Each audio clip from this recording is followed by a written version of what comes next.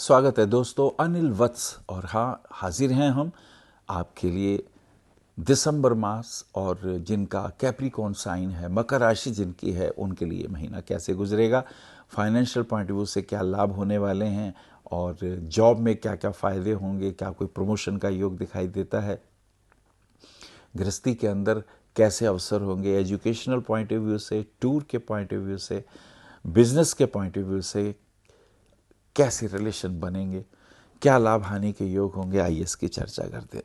1 2 3 तारीख की यात्रा करें, थोड़ा घूमने के योग दिखाई देते हैं, हो सकता है विदेश यात्रा का कोई योग बनता हो।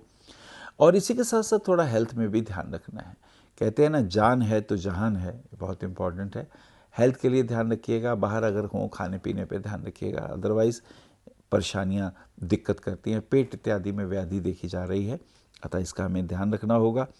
3 तारीख की काल भैरव अष्टमी भी है, यानी भैरव जी के मंदिर में कोई प्रसाद इत्यादि चढ़ाने से, कोई दीपक जल रहा हो वहाँ तेल डाल देने से विशेष रूप से अरिष्ट अनिष्ट कम हो जाते हैं। 4 5 6 तारीख की यात्रा करते हैं।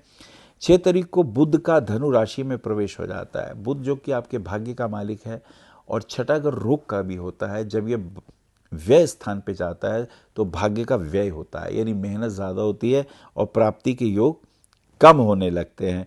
और इसी के साथ साथ आपके ऑफिशियल वर्क के अंदर भी कुछ फ़ायदे होंगे, कुछ आपकी क्रिएटिविटी और प्रोडक्टिविटी से आपको लाभ होगा। मार्केट के अंदर आप अपने प्रोडक्ट को बहुत अच्छी तरीके से लोगों को समझा सकते हैं, बता सकते हैं, उससे सेल पे इफेक्ट पड़ेगा। उपभोक्ताओं को विशेष रूप से लाभ होने के योग दिखाई देते हैं और कहीं प्रमोशन के भी चांस दिखाई देते हैं।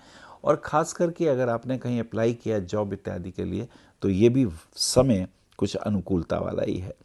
चलिए आगे यात्रा करते हैं। 7 8 9 तारीख की बात करते हैं। आर्थिक दृष्टिकोण से लाभ होने का योग, पर कहीं पैसा उधार दिया हो तो उसे मांगिए, क्योंकि वो दिक्कत आ रही है। आप जिनको आपने पैसे दिए हैं, जब आप मांगते हैं तो वो दिक्कत से आती है। और हाँ, कहीं वैष्णो देवी जाने का या देवी के दर्शन करने का पहाड़ों पे जाके भी योग दिखाई दे रहा है। हो सकता है कहीं मन में हो कि माँ के दर्शन कराएं, तो वो योग भी आपके लिए अच्छा है। माँ की ब्लेसिंग लेना तो वाकई बहुत अच्छी बात होती है। 10 11 12 तारीख की यात्रा करते हैं। 11 तारीख की अमावस्या भी है और आज के दिन कुछ दान इत्यादि देते हैं। मंदिर में किसी ब्राह्मण को खाना खिला दें, भोजन करा दें, दान इत्यादि दें और अपने पितरों के लिए तर्पण इत्यादि का कार्य भी करें। उससे उनको बहुत संतुष्टि होती है और पितरों की संतुष्टि का अर्थ घर में संतान सुख की प्राप्ति, ऐसा शास्त्रों में कहा जाता है। तो इस बात का हमें ध्यान रखना है। 12 13 14 तारीख की अगर हम यात्रा करें तो ये समय कुछ अनुकूल, कुछ मन आपका सुधरा हुआ दिखाई देगा। मकर राशि जिसका स्वामी शनि देव होते हैं, धैर्य की राशि है, लेकिन शनि के साथ साथ एक बात का और ध्यान रखें, शरीर में नसों के रोग बहुत होते हैं, जॉइंट में पेन होने लगता है। तो नाउ अभी क्या है, ये समय कुछ अच्छा जाएगा। फाइनेंशियल गेन के कुछ योग बनेंगे। शनि जब लगन को एस्पेक्ट करता है, यो यो भाव स्वामी युक्तो स्वामी दृष्टो तत्सत साथी वृद्धि, वराहमीर के पुत्र पृथ्वी यशस का ये वचन अद्भुत है। तो ये आपके लिए बहुत शुभ भी है और अभी ये परिस्थितियां अनुकूलता की ओर भी चल रही हैं, तो इससे आर्थिक दृष्टिकोण से भी लाभ होगा। बिजनेस के पॉइंट ऑफ व्यू से भी आपको लाभ होने के चांसेस दिखाई देते हैं। 15 16 17 तारीख की अगर यात्रा करें, 16 को सूर्य का धनु राशि में प्रवेश होता है। सूर्य का धनु राशि में प्रवेश बहुत भागदौड़ होगी और प्राप्ति कम होगी। तो मुझे लगता है कि किसी अच्छे उद्देश्य से आप ये स्थितियों को अपने अनुकूल बनाएंगे अपने अनुभव के कारण। 17 18 19 तारीख की अगर हम यात्रा करें तो ये समय विशेष रूप से, जैसा मैंने कहा कि खर्चे ज़्यादा हैं, दौड़ धूप ज़्यादा है और दोस्तों के साथ मिलके बैठ के भी अगर हम कोई बातचीत करेंगे तो रिजल्ट कम आएंगे।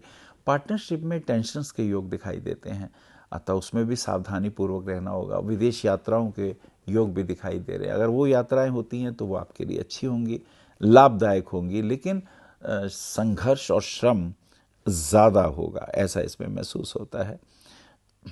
आगे चलते हैं। 19 20 21 तारीख की यात्रा करते हैं। ये समय प्रॉपर्टी के पॉइंट ऑफ व्यू से कुछ डिस्प्यूट दिखाई देते हैं। अगर आपने कोई प्रॉपर्टी परचेज करनी हो तो पेपर वगैरह चेक कर लीजिए, वरना उसमें प्रॉब्लम आने की संभावना है। माँ का स्वास्थ्य ठीक नहीं है, जॉइंट पेन उनके तंग कर रहे हैं, पेट में भी रोग है, अतः इस बात का विशेष रूप से ध्यान रखना चाहिए हमें। कहते हैं ना, जान है जहान है, तो ये बहुत इम्पॉर्टेंट भी है। और आगे चलते हैं, 21, 22, 23 तारीख की यात्रा करते हैं। 21 को मोक्षदा एकादशी और गीता जयंती भी है। भगवान श्री कृष्ण ने गीता में मनुष्य को जीने के लिए जो 6 मार्ग बताए हैं, चाहे उसमें वो मार्ग कर्म का है, चाहे भक्ति का है, चाहे ज्ञान का है, चाहे उसी के साथ साथ योग का है, तो ये सारे मार्ग जो हैं मनुष्य को मनुष्य से धीरे धीरे दिव्यत्व की ओर ले जाने वाले हैं। तो मोक्षदा एकादशी के दिन गीता अगर हम लाल कपड़े में बांध के मंदिर में दान करते हैं तो विशेष कृपाएं आनी शुरू होती हैं और उसको पढ़ना चाहिए। पढ़ने के बाद आपके ज्ञान चक्षु जो हैं वो खुलते हैं और आपको परम रहस्यों का ज्ञान होने लगता है। 22, 23, 24 तारीख की अगर हम यात्रा करते हैं तो 22 तारीख को हम देखते हैं बच्चों के साथ कहीं घूमने फिरने के योग हैं। अब गर्लफ्रेंड या बॉयफ्रेंड के साथ भी कहीं कोई पॉजिटिव विचारधाराएं हो सकती हैं, कुछ अच्छा चिंतन हो सकता है, जॉब के पॉइंट ऑफ व्यू से कुछ पॉजिटिव रिजल्ट आ सकते हैं और ये समय अनुकूलता की ओर आपको ले जाने वाला बनेगा। और इसी के साथ साथ 23, 24, 25 तारीख की यात्रा करते हैं। 23 को मंगल का तुला राशि में प्रवेश हो जाता है। मंगल तुला राशि में प्रवेश होने से खास बात ये हो जाएगी कि मंगल जो कि इनकम का और चतुर्भाव का स्वामी होके जब दशमेश के साथ होता है तो किसी महिला मित्र के सहयोग से आपको कुछ व्यवसाय में, बिजनेस में कोई लाभ होने के भी चांसेस दिखाई देते हैं। लेकिन ध्यान रखें संबंधों के दृष्टिकोण से कोई ऐसी बात ना हो जिससे कि परेशानियों के दौरों, क्योंकि शुक्र मंगल के दोनों तरफ, एक तरफ शनि एक तरफ राहु है, पाप ग्रहों के मध्यत्व में जब ये योग होता है तो कुछ मिसअंडरस्टैंडिंग होती है जिससे बात खराब होने के भी योग बन जाते हैं। अतः इसका हमें विशेष रूप से ध्यान रखना चाहिए। This is very important. चलिए 23, 24, 25 तारीख की हम यात्रा करते हैं। 23 को अनंत त्रयोदशी और मंगल का तुला राशि में प्रवेश, जैसा हमने आपको बताया। इसी के साथ साथ 24 तारीख का पिशाच मोचन श्राद्ध भी है। जो लोग हमारे अब नहीं हैं हमारे बीच, जिनकी एक्सीडेंटल अगर कोई डेथ हुई हो तो उनके लिए श्राद्ध वगैरह करने से लाभ होता है। 25, 26, 27 तारीख की बात करते हैं। शुक्र का वृश्चिक राशि में प्रवेश हो जाता है। शुक्र का वृश्चिक राशि में प्रवेश फाइनेंशियल पॉइंट ऑफ व्यू से कुछ लाभ के योग दिखाई देते हैं। और 25 तारीख को क्रिसमस डे भी है। Merry Christmas.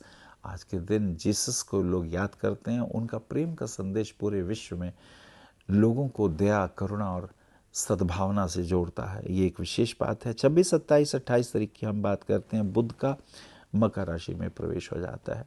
तो ये समय भी अनुकूलता की ओर बढ़ने वाला, फाइनेंशियल पॉइंट ऑफ व्यू से या भाग्य के पॉइंट ऑफ व्यू से लाभ देने वाला हो जाता है। और 29, 30, 31 तारीख की बात करें तो स्वास्थ्य का थोड़ा ध्यान रखना होगा। घर में वाइफ के साथ संबंध अनुकूल रखने होंगे और इसी के साथ साथ ज़्यादा झुके नहीं तो कमर इत्यादि में दर्द हो सकती है। पेट में इन्फेक्शन दिखाई दे रहे हैं तो हमें इसका विशेष रूप से ध्यान रखना है।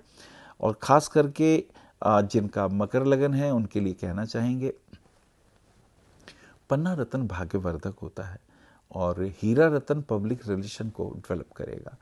और शनि के पॉइंट ऑफ व्यू से हम कहेंगे काले घोड़े की नाल का छल्ला बीच की उंगली में धारण करें और शनिवार को कुछ ना कुछ गरीबों को दान पुण्य भी करें।